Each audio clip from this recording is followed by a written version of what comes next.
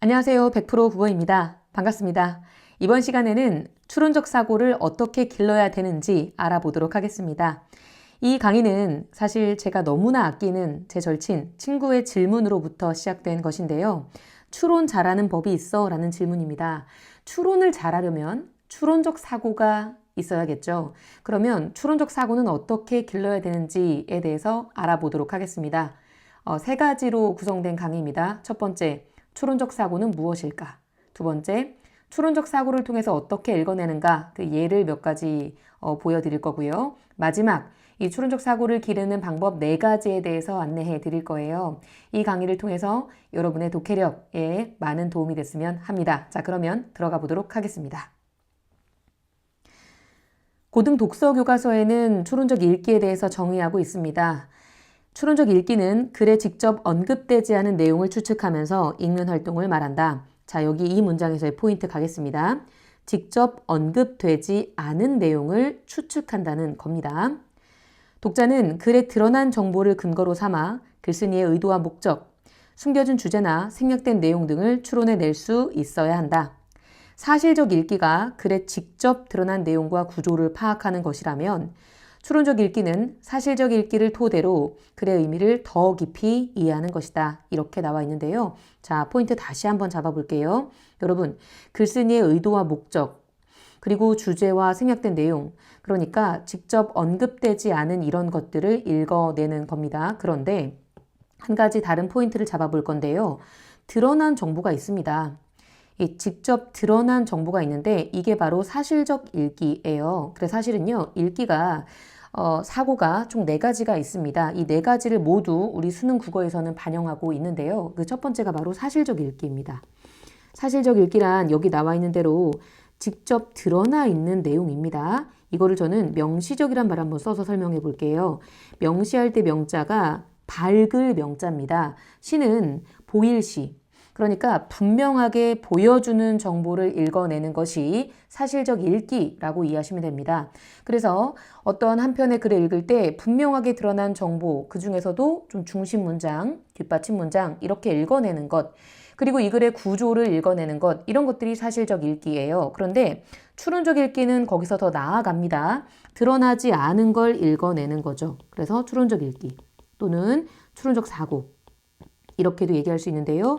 이거는 밝을 명자의 반대말, 밝을 명자의 반대말인 어두울 암자입니다. 그래서 암시적으로 제시가 돼요. 그래서 명과 암이 있지요. 그래서 분명하게 드러나지 않은 것들도 읽어낼 수 있다라는 얘기입니다. 그리고 사실 더 나아가면 이 2가지를 통해서 글에 대해서 온전히 이해할 수가 있는데요.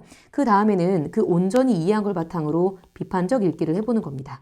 사실 여러분, 비판적 읽기는 잘못된 점을 꼬집는 것만이, 비단 잘못된 점은 이건 잘못됐잖아요, 이렇게 하는 것만이 비판이 아니라 옳고 그름을 판단하는 게 비판입니다. 옳고 그름 판단.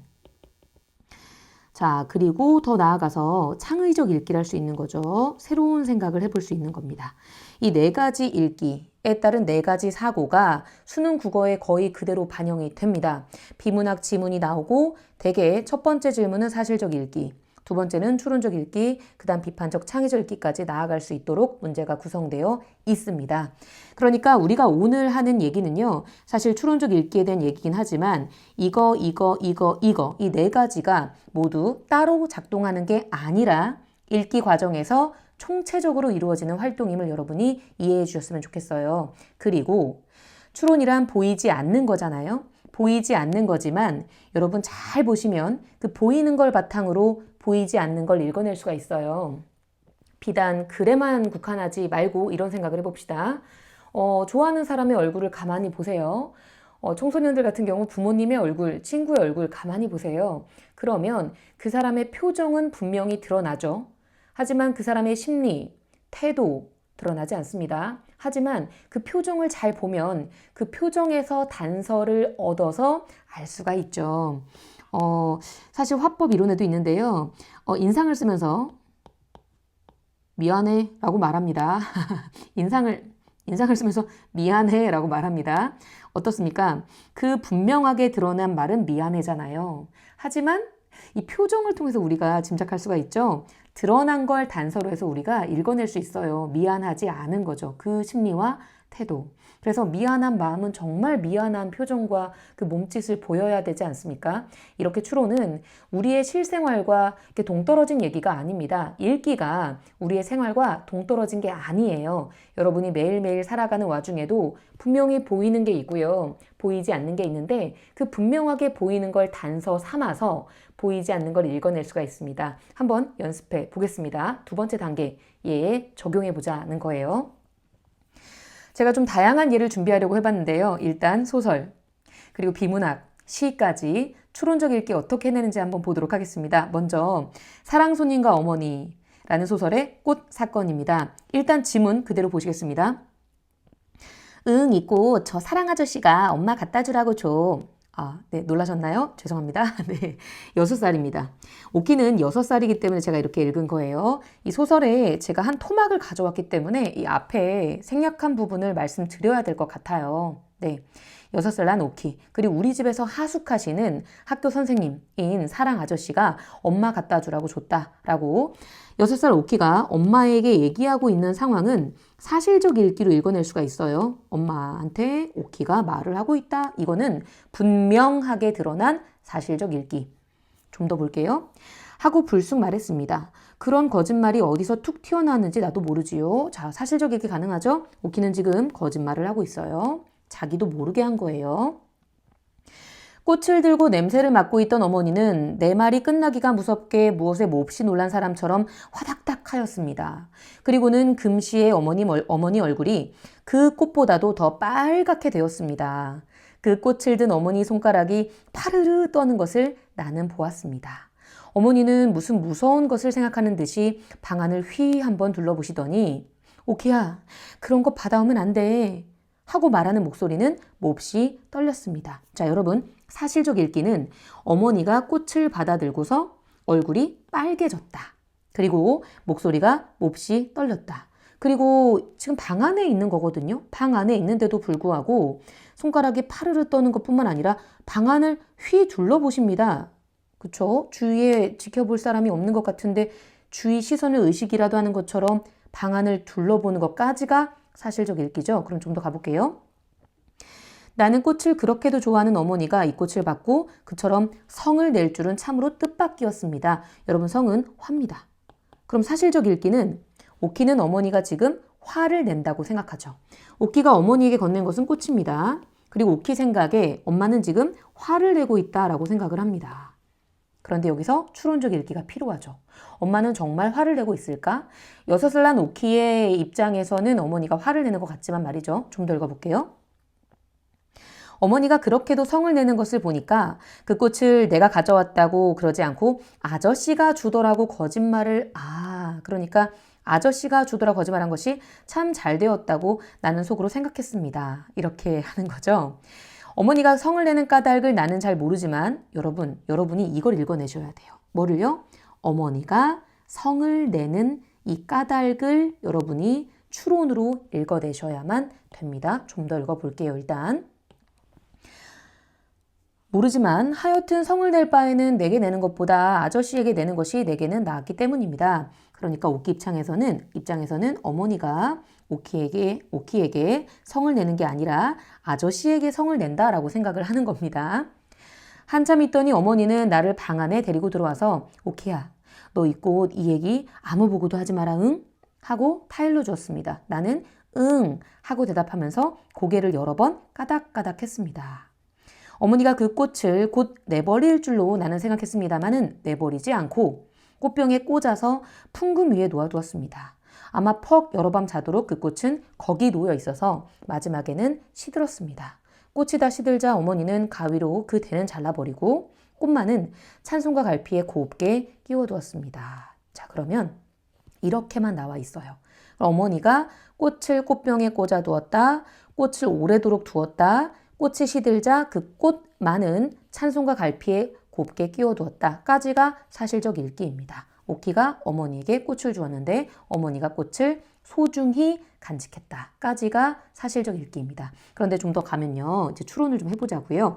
어머니가 성을 낸 게 아니구나라는 걸 알 수가 있습니다. 어머니는 얼굴이, 자, 추론적으로 읽어볼게요. 어머니는 얼굴이 빨갛게 되었습니다.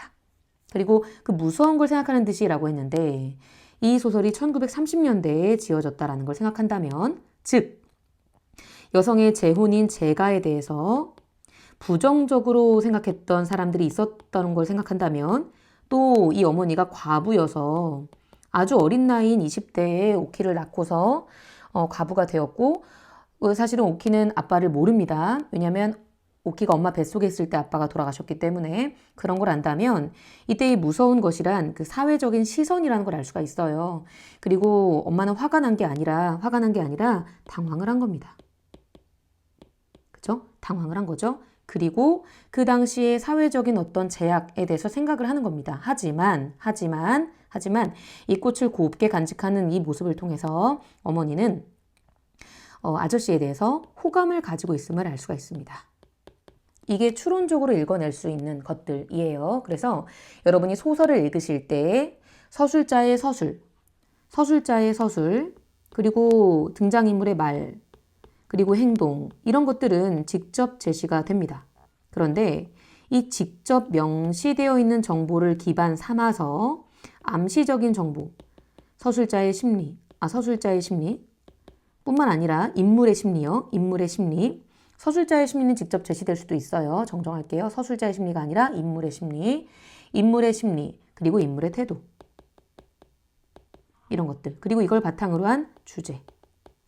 글쓴이가 말하고자 하는, 이 소설가가 말하고자 하는 주제에 대해서 여러분이 짐작할 수가 있습니다. 네, 이렇게 추론해 나가시는 거예요. 또 한 번 도전해 봅시다. 갑니다.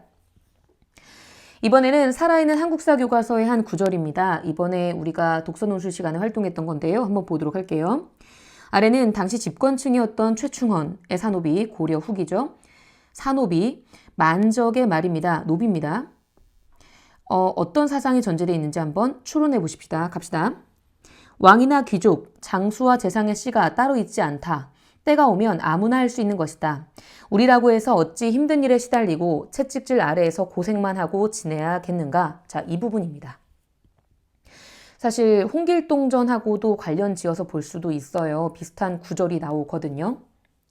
여러분, 씨가 있습니다. 그러니까 씨앗에서 싹이 트고 식물이 자라나듯이 사람한테도 씨가 있다면 왕의 씨앗, 귀족의 씨, 장수와 재상의 씨가 따로 있느냐? 그렇지 않다라고 합니다. 여기까지는 사실적 읽기입니다. 이러한 신분에 따른 씨가 따로 있지 않다. 아무나 할 수 있다. 이게 사실적 읽기입니다. 그럼 이 안에 깔려 있는 건 바로 뭐죠? 사람은 누구나 평등하다라는 겁니다. 그러니까 인간 평등 사상이, 사람 평등하다라는 인간 평등 사상이 전제되어 있는 거예요. 더 나아가 볼게요. 그럼 이 만적이라는 사람은 어떤 말을 하고 싶었을까요? 우리라고 해서, 이 우리, 노비죠.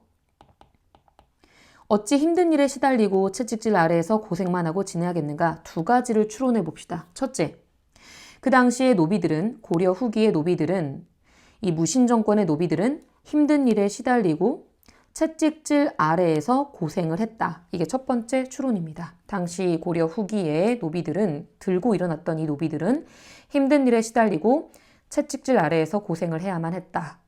인간다운 대접을 받지 못했다. 그리고 우리가 이래야겠는가? 라는 물음을 통해서 주장을 하는 겁니다.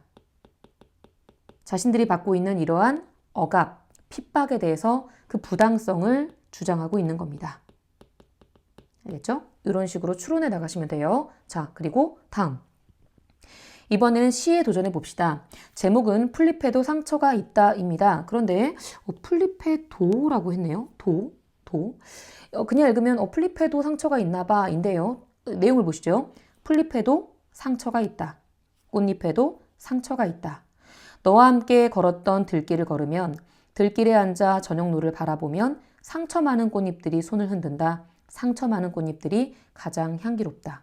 이걸 사실적으로 읽으면 풀잎과 꽃잎에 상처가 있고 꽃잎이 있는 상처가 있는 풀잎과 꽃잎들이 손을 흔들고 있다.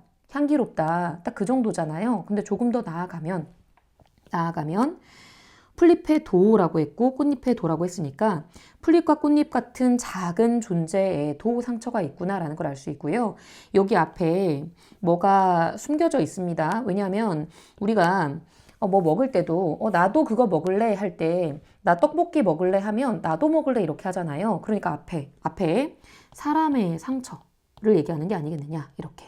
그래서 너와 함께 걸었던 자 사람의 상처를 생각해 볼 때 너와 함께 걸었더니 또 과거입니다. 이런 걸 생각해 볼 때 자 너와 함께 지금 걷고 있는 게 아니라 걸었던 들길을 지금 걷고 있는 거죠. 그러면 혼자 걷고 있는 거예요. 근데 나는 이 길을 지금은 혼자 걷고 있지만 너와 함께 걸었더니예요. 이번 수업 때 어떤 학생이 선생님 이 정서에서 그리움이 느껴져요 라고 할 때 제가 막 박수를 쳐주었습니다. 잘하지 않았습니까? 여러분 추론한 거죠. 너와 함께 걸었던 들길을 걸으며 네가 그립다 라고 말하지 않았어요. 하지만 너와 함께 걸었던 들길을 나 혼자 걸으면서 너를 떠올렸겠죠? 그리고 앞에 상처가 나오죠? 그러면 너와 나 사이에 어떤 관계 또는 너를 생각할 때 그런 상처가 있는 거죠. 그래서 너에 대한 그리움이 있는 거고 걷다가 이제 앉아요. 여러 가지 생각을 하는 거죠. 그때 상처 많은 풀잎들이 상처가 그냥 있는 게 아니라 있다라고 했잖아요. 근데 이제 많대요. 근데 이게 많은 게 향기롭다라는 게 어떻게 보면 역설법이죠. 상처가 많은데 왜 향기롭냐고. 그래서 어떤 친구는 여기에 주목을 해주었어요. 선생님, 상처가 많은 게 향기롭다라고 하는 게 어쩐지 좀 모순되게 들려요 라고 말을 하더라고요. 그래서 역시 칭찬을 해주었습니다. 잘했다고. 그런데 이 친구가 이것을 추론을 하더라고요. 이게 그냥 모순되고 말도 안 돼요가 아니라 사람에다가 만약에 얘기를 한다면 사람이 살아가면서 상처를 누구나 받겠지만 그러한 상처를 품어가는 과정에서 그만의 향기를 가지게 된다라고 이해할 수가 있는 겁니다. 이런 게 바로 추론입니다. 그래서 추론은 시를 읽을 때 반드시 필요합니다. 왜냐하면 함축적 의미가 숨어 있기 때문이지요. 할 수 있겠죠? 분명하게 드러나 있어요. 상황. 자, 분명하게 드러나 있는 거 짚어볼게요. 분명하게 지금 들길을 걷고 있어요 라고 분명하게 말을 하고 있잖아요. 이 분명하게 드러나 있는 거 너와 함께 걸었었어요 라는 그런 분명하게 드러나 있는 걸 바탕으로 상처 이 화자의 상처를 우리가 생각해 볼 수가 있는 겁니다. 자, 또 해볼게요. 마지막 예인데요. 2019학년도 6월 고1 학력평가에 나왔던 내용입니다. 자, 일단 읽어보겠습니다. 그런데 피해자가 제조업자에게 손해배상을 청구하려면 원칙적으로 제조물의 결함 사실과 손해 발생의 사실, 그리고 제조물의 결함과 손해 발생의 인과관계를 증명해야 한다. 하지만 소비자 입장에서 이를 입증하는 것은 여러분 미안합니다. 입증입니다. 입증하는 것은 쉽지 않다. 그래서 제가 이걸 왜 예로 가져왔냐면요. 여러분 일단 여기 나오는 이가 뭔지 읽어내셔야 되는데요. 앞에 나와 있는 제조물의 결함 사실, 이거 문제가 있습니다. 손해가 생겼어요. 그리고 이 결함 때문에 손해가 생긴 거예요 라는 인과관계. 이것들을 다 증명해야 되는데 이게 쉽지가 않다. 그래서입니다. 그러면 여기서 추론적 사고라는 친구들은요. 아직 읽지 않은 내용도 추측할 수가 있어요. 어떻게? 그래서라고 했으니까 마지막 문장 보실게요. 이 모든 것들을 다 입증하기가 쉽지 않으니까 그래서 어떻게 해요? 그래서 그 입증에 대해서 부담을 좀 덜어줘야 되겠죠. 소비자 입장에서는 지금 손해가 생겼어요. 이 손해에 대해서 손해배상 청구를 해야 되는데 이 소비자의 권리, 손해배상을 청구할 수 있는 권리를 마땅히 지켜줘야 되잖아요. 그런데 막상 그거를 청구를 하려고 했더니 너무 어려워요. 입증의 부담을 줄여줘야 되겠죠. 아직 읽지 않았지만 그 부담을 줄여주는 방법으로 나아가는 거예요. 그런 방향으로 글이 나아가겠죠? 정말 그런지 확인해 보겠습니다. 이렇게. 그래서 제조물 책임법은 제조물을 통상적인 방법으로 사용하다가 사고가 발생했다는 이 사실만 그렇구나. 나의 예측대로다. 이거를 다 입증하는 게 아니라 그냥 통상적인 보통의 일상적인 방법으로 사용했는데 그것만으로 이제 사고가 발생했다는 그 사실만 앞서 있었던 그 이거가 아니라 이것만 입증하면 그러면 해당 제조물 자체에 결함이 있었고 그 결함으로 인하여 즉 아까 인과성도 있었잖아요. 이 인과성까지는 입증하지 않아도 된다는 것도 우리가 추론할 수가 있는 거예요. 그래서 다시 한번 앞에 부분 입증의 부담이 있는데 이거 세 가지 결함이 있다. 손해가 생겼다. 이 결함과 손해 사이에 인과성이 있다. 이거를 다 증명하는 게 아니라는 거예요. 알겠죠? 이렇게 추론적 사고를 하면 독해력이 쑥 늘어요. 그래서 제가 처음에 말씀드렸던 명시적으로 나와 있는 정보와 암시적으로 나와 있는 암시긴 하지만 분명히 보일 시입니다. 그래서 분명히 읽어낼 수가 있어요. 우리가. 그래서 이 두 가지를 다 하면 즉 사실적 이해와 추론적 이해를 모두 한다면 글을 온전하게 100% 네, 100% 국어입니다, 여러분. 네, 깨알 광고. 네, 이렇게 온전히 100% 이해하게 되면 그 다음에 여러분이 비판적 사고나 창의적 사고까지 할 수가 있는 거고요. 그래서 비문학 지문이 있고 보통 문제 3, 4개 나오잖아요. 이 4개가 이렇게 쭉 좀 더 심층적인 사고까지 나아가도록 구성이 되어 있으니까 문제를 무난하게 풀어낼 수가 있습니다. 도전할 수가 있는 거예요. 자, 그러면 마지막 정리하겠습니다. 결론. 추론적 사고를 기르는 방법입니다. 첫째, 내용을 정확히 읽어야 됩니다. 정확히 읽어야 됩니다. 즉, 이거는 뭐냐면 사실적 독해를 잘해달라는 얘기예요. 드러난 정보를 사실적 읽기, 드러난 정보를 정확히 이해해달라는 얘기예요. 그 다음 두 번째, 글에 드러나지 않은 정보가 있습니다. 의도, 목적, 원인, 결과, 심리 주제, 앞으로 이어질 내용 이런 것들을 여러분이 생각을 해보고 말해 보는 겁니다. 그리고 이 위 2번을 할 때는 이 글의 내용을 반드시 알겠죠? 반드시 이거 먼저 하고 사실적 읽기 먼저 하고 추론적 읽기를 하는 건데 이 두 번째가 추론적 읽기인 거죠. 추론적 읽기를 하는 건데 이 추론적 읽기를 할 때에는 여러분 머릿속에 이미 들어있는 여러분이 겪은 것들, 알고 있는 것들, 경험, 지식 이런 것들을 배경 지식이라고 합니다. 이 배경 지식을 충분히 활용하시면 됩니다. 자, 노하우 알려드립니다. 첫 번째, 정확히 읽어내셔야 되겠고요. 두 번째, 정확히 읽어낸 걸 바탕으로 나와 있진 않지만 충분히 읽어낼 수 있는 것들에 대해 생각을 해주셔야 돼요. 말해보면 더 좋습니다. 그 다음 세 번째, 이 과정에서 배경 지식을 활용해 주시고요. 마지막, 모든 읽는 과정에 물음표를 띄워본다. 여러분 사실 그 읽기 대상에 대해서 이 독해에 대해서 독서에 대해서 사실은 책만이라고 생각을 하시는데요. 사실 그뿐만이 아닙니다. 세상을 읽어가는 것. 그래서 제가 처음에 그 미안해 말할 때 표정을 말한 것이 사람도 마찬가지예요. 말하지 않아도 알아요. 네. 말하지 않아도 여러분이 아끼는 사람이 표정이 좀 안 좋아요. 어두워요. 그러면 먹구름이 막 드리워져 있어요. 그러면 그 먹구름을 좀 걷어주고 싶잖아요. 그러면 그 먹구름이 왜 생긴 건지 읽어주고 싶잖아요. 그것도 읽기라는 얘기예요. 저 사람이 지금 표정이 되게 어두운데 왜 그럴까? 저 친구가 왜 그럴까? 내가 아끼는 사람이 왜 그럴까? 그러면 어떻게 해야 돼요? 멈추고 봐야 돼요. 멈추고 봐야 됩니다. 제가 요새 아이들한테도 많이 하는 얘기고 저 스스로도 되게 많이 하는 생각인데요. WL이요. 네. 이게 뭐냐? 이거 제가 그냥 만든 말인데요. watch. 보세요. 잘 보셔야 됩니다. 이때 본다는 게 비단 책만 해당되는 게 아니라 사람 그리고 세상 다 보기의 대상입니다. 이때 본다는 것은 여러분이 생각을 그냥 내려놓고 그냥 말초 신경만 자극하면서 보는 유튜브나 쇼츠 절대 안 됩니다. 머리 나빠집니다. 이런 것만이 아니라 잘 보란 얘기입니다. 잘 보고 그다음 에릭 런입니다. 그래서 watch and learn.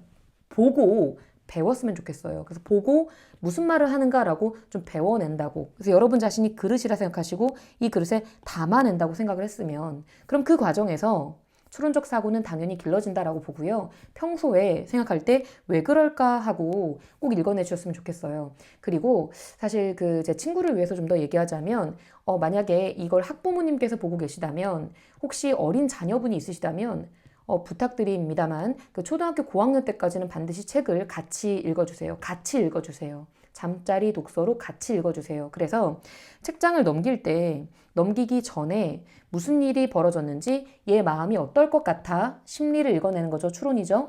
책장을 넘기기 전에 다음에 어떤 일이 벌어질 것 같아? 라고 아이한테 물어보시고 만약에 나라면 어떨 것 같아? 이런 거 비판적 읽기죠. 추론, 비판 같이 갈 수 있어요. 만약에 나라면 어떨 것 같아 라든지 그 다음에 어떤 일이 벌어질 것 같아는 사실 상상하고도 결부가 돼요. 그래서 사실, 추론, 비판 그리고 창의적 독해가 이렇게 선이 분명하게 나눠지는 경계 지어지는 것들이 아니라서 총체적으로 좀 건드려질 수 있는 부분이거든요. 그래서 읽으면서. 그리고 학생 여러분들은 좀 천천히 갔으면 좋겠어요. 그래서 좀 멈추었으면 좋겠어요. 자꾸. 멈추고 보고 그리고 좀 배우는 이런 단계로 여러분이 공부를 하셨으면 합니다. 급하게 허겁지겁 읽고 풀더라도 특히 이제 고2, 고3 친구들 막 시간 조절한다고 막 급하게 풀고 막 이렇게 하는데요. 시간 관리 차원에서 그렇게 푼다 하더라도 그래도 그 다음에는 좀 차근차근 읽어내면서 이 안에 담겨진 의미, 글의 흐름, 글쓴이의 의도, 소설 같은 경우는 이 사람의 심리, 그리고 서로를 대하는 그런 태도 이런 것들을 반드시 여러분 스스로 정리를 먼저 하셔야만 됩니다. 그리고 더 나아가서 내신 대비 공부하실 때 필기를 하잖아요. 그 필기가 왜 그 내용과 매치가 되는지를 여러분이 스스로 이해할 수 있어야만 됩니다.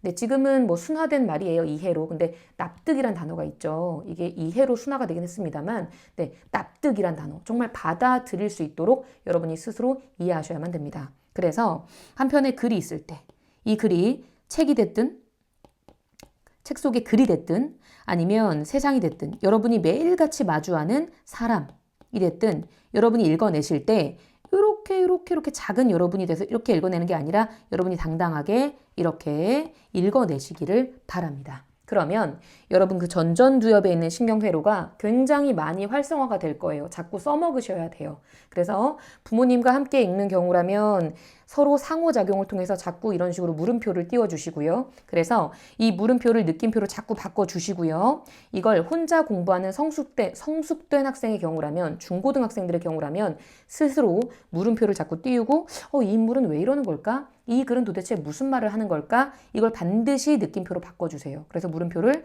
느낌표로 반드시 바꿔주시기 바랍니다. 그래서 물음표를 느낌표로 바꿔나가는 그 무수한 과정이 저는 학습이라고 생각하니까요. 네, 배울 학, 익힐 습입니다. 학습. 네.